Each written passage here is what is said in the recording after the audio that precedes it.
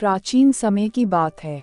किसी राज्य में एक बड़ा प्रतापी तथा दानी राजा राज्य करता था। वह प्रत्येक गुरुवार को व्रत रखता एवं भूखे और गरीबों को दान देकर पुण्य प्राप्त करता था, परंतु यह बात उसकी रानी को अच्छा नहीं लगता था। वह न तो व्रत करती थी और न ही किसी को एक भी पैसा दान में देती थी, और राजा को भी ऐसा करने से मना करती थी। एक समय की बात है, राजा शिकार खेलने को वन को चले गए थे। घर पर रानी और दासी थी। उसी समय गुरु बृहस्पति देव साधु का रूप धारण कर राजा के दरवाजे पर भिक्षा मांगने को आए। साधु ने जब रानी से भिक्षा मांगी तो वह कहने लगी, हे साधु महाराज, मैं इस दान और पुण्य से तंग आ गई हूँ। आप कोई ऐसा उपाय बताएं जिससे कि सारा धन नष्ट हो जाए और मैं आराम से रह सकूं। बृहस्पति देव ने कहा, हे देवी, तुम बड़ी विचित्र हो। संतान और धन से कोई दुखी होता है। अगर अधिक धन है तो इसे शुभ कार्यों में लगाओ। कुंवारी कन्याओं का विवाह कराओ, विद्यालय और बाग बगीचे का निर्माण कराओ, जिससे तुम्हारे दोनों लोग सुधरें। परंतु साधु की इन बातों से रानी को खुशी नहीं हुई। उसने कहा, मुझे ऐसे धन की आवश्यकता नहीं है जिसे मैं दान दूं और जिसे संभालने में मेरा सारा समय नष्ट हो जाए। तब साधु ने कहा, यदि तुम्हारी ऐसी इच्छा है तो मैं जैसा तुम्हें बताता हूँ तुम वैसा ही करना। बृहस्पतिवार के दिन तुम घर को गोबर से लीपना, अपने केशों को पीली मिट्टी से धोना, केशों को धोते समय स्नान करना, राजा से हजामत बनाने को कहना, भोजन में मांस मदिरा खाना, कपड़ा धोबी के यहाँ धुलने डालना। इस प्रकार 7 बृहस्पतिवार करने से तुम्हारा समस्त धन नष्ट हो जाएगा। इतना कहकर साधु रूपी बृहस्पति देव अंतर ध्यान हो गए।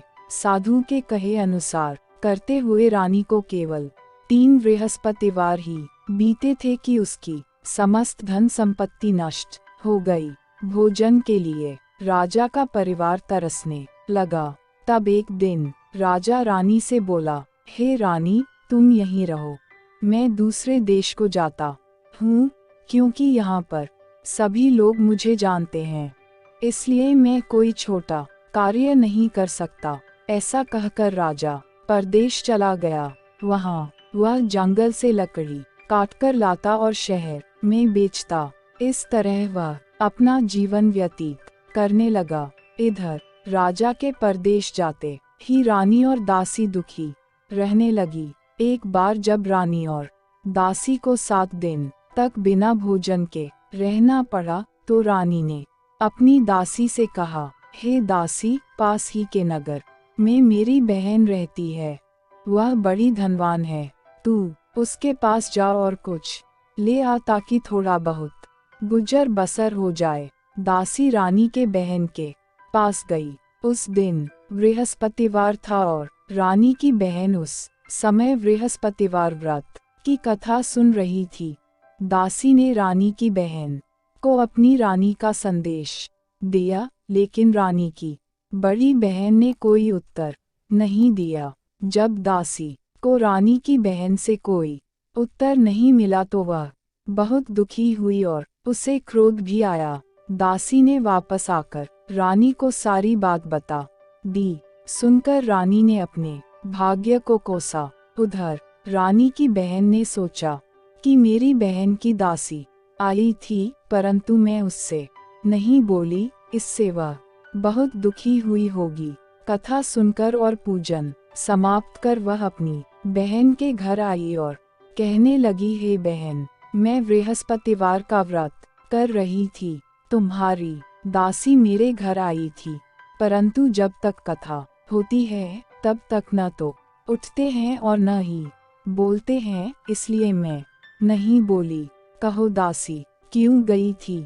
रानी बोली, बहन, तुमसे क्या छिपाऊं, हमारे घर में खाने तक को अनाज नहीं था। ऐसा कहते कहते रानी की आंखें भर आई। उसने दासी समेत पिछले 7 दिनों से भूखे रहने तक की बात अपनी बहन को विस्तार पूर्वक सुना दी। रानी की बहन बोली, देखो बहन, भगवान बृहस्पति देव सबकी मनोकामना को पूर्ण करते हैं। देखो, शायद तुम्हारे घर में अनाज रखा हो। पहले तो रानी को विश्वास नहीं हुआ, पर बहन के आग्रह करने पर उसने अपनी दासी को अंदर भेजा तो उसे सचमुच अनाज से भरा एक घड़ा मिल गया। यह देखकर दासी को बड़ी हैरानी हुई।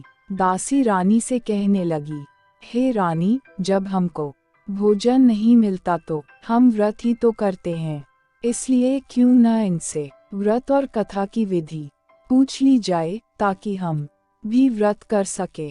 तब रानी ने अपनी बहन से बृहस्पतिवार व्रत के बारे में पूछा। उसकी बहन ने बताया, बृहस्पतिवार के व्रत में चने की दाल और मुनक्का से विष्णु भगवान का केले की जड़ में पूजन करें तथा दीपक जलाएं, व्रत कथा सुने और पीला भोजन ही करें। इससे बृहस्पति देव प्रसन्न होते हैं। व्रत और पूजन विधि बतलाकर रानी की बहन अपने घर को लौट गई। 7वें रोज बाद जब गुरुवार आया तो रानी और दासी ने निश्चय अनुसार व्रत रखा। घुड़साल में जाकर चना और गुड़ बीन लाए और फिर उसकी दाल से केले की जड़ तथा विष्णु भगवान का पूजन किया। अब पीला भोजन कहाँ से आए, इस बात को लेकर दोनों बहुत दुखी थे। चूंकि उन्होंने व्रत रखा था इसलिए गुरुदेव उन पर प्रसन्न थे, इसलिए वे एक साधारण व्यक्ति का रूप धारण कर 2 थालों में सुंदर पीला भोजन दासी को दे गए। भोजन पाकर दासी प्रसन्न हुई और फिर रानी के साथ मिलकर भोजन ग्रहण किया। उसके बाद वे सभी गुरुवार को व्रत और पूजन करने लगी। बृहस्पति भगवान की कृपा से उनके पास फिर से धन संपत्ति हो गया, परंतु रानी फिर से पहले की तरह आलस्य करने लगी। तब दासी बोली, देखो रानी, तुम पहले भी इस प्रकार आलस्य करती थी, तुम्हें धन रखने में कष्ट होता था, इस कारण सभी धन नष्ट हो गया और अब जब भगवान गुरुदेव की कृपा से धन मिला है तो तुम्हें फिर से आलस्य होता है। बड़ी मुसीबतों के बाद हमने यह धन पाया है, इसलिए हमें दान पुण्य करना चाहिए, भूखे मनुष्यों को भोजन कराना चाहिए और धन को शुभ कार्यों में खर्च करना चाहिए, जिससे तुम्हारे कुल का यश बढ़ेगा, स्वर्ग की प्राप्ति हो और पितर प्रसन्न हो। दासी की बात मानकर रानी अपना धन शुभ कार्यों में खर्च करने लगी, जिससे पूरे नगर में उसका यश फैलने लगा।